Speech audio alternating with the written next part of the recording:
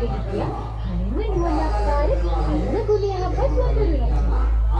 ඔහුට විශාල වඳුරන් පිරිසක් හිටියා.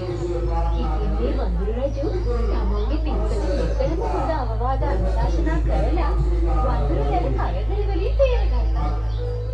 ඉතින් මේ නිසා මේ වඳුරන් රැළ හරිම සතුටින් තමයි හිටියේ. වනාන්තරයක වාසයට ගියා. මගේ සගයිනි අපි මේ වනයේට ආගන්තුක නිසා හොඳ විතරකින් සිටියෝ. මේ වනාන්තරයේ විශ දක්ෂ තිබෙනවා. දී රකුසන් සිටින කොපමණ තිබෙනවා. ඒ නිසා නුඹලා නොදන්න පළතුරක් කන්ට කලින් නොදන්න තැනක් බොන්න කලින් මට දන්වා අවසර ගන්න ඕනේ. තේරුණාද?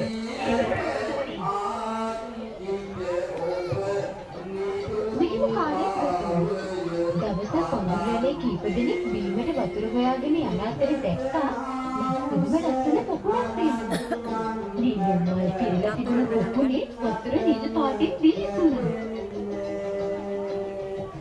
යා ඉතින් වතුර ටික බොට්ට ඕනේ බඩකට පිරෙන්නම මේ පාරක් හරිම විපාතේ ඉතින් මම දිනු ඔහෙට අමතක වුණාද අපේ රජතුමා කියපු දේ. අපි මෙහි පැන් වීමට කලින් අනික බොස් මේ පොකුණ ගැන රජතුමාට දැනුම් දෙන්න.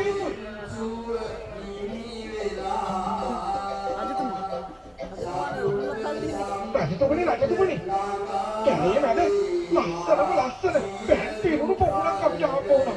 අපිට පැන් බීමට කියාපු පොකුණ රජතුමනි. සගයිනි ඉතින් ඔබලා ඒ පොකුණෙන් පැන් බීුවේ නැද්ද? අනේ නෑ රජතුමනි. බීමට කලින් ඔබතුමාට මේ පොකුණ පෙන්වන්න අපි තීරණය කළා. ඒක බොහොම හොඳයි. එහෙනම් යම්කෝ බලන්න.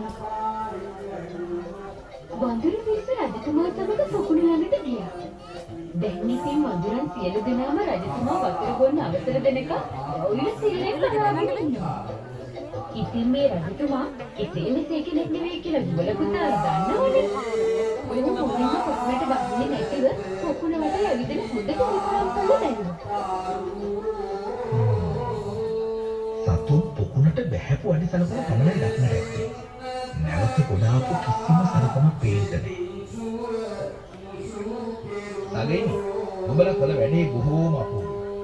ඒ කිව්වේ මේ පැන් නොවීපු එක. මේ පොකුණේ භයානක දිය රකුසක් කියන්නේ.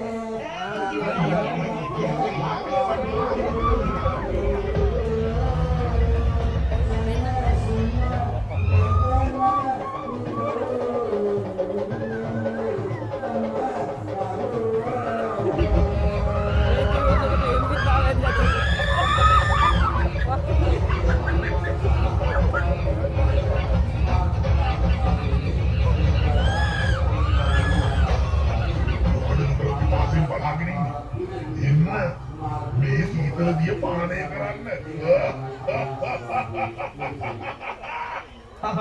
නුඹද මේ පොකුණට අරන් යක්ෂයා? මම තමයි.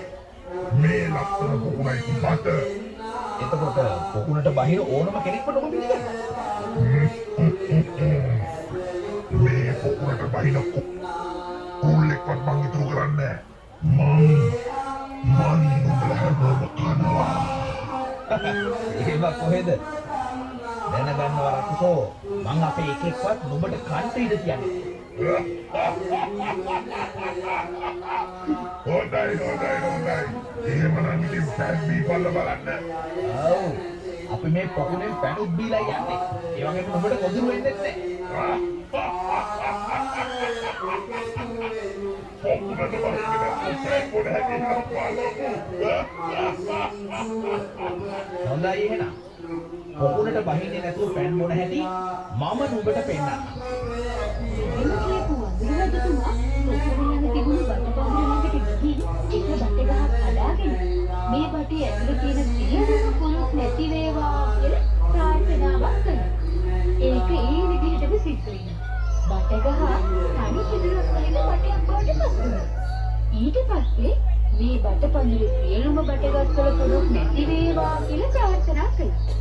ඒ දිනාවෙම ඒ බට පඳුරේ මුත්තටත් පුරු නැති බටගස් වලට පත් වුණා.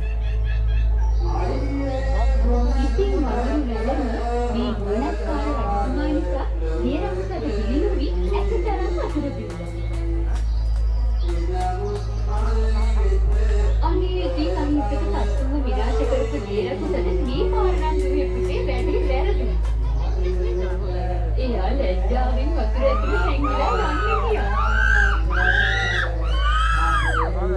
ලස්සන ආදර්ශමත් කතාව තමයි 550 ජාතක පොත් වහන්සේ තුල තියෙන නලපාල ජාතකය.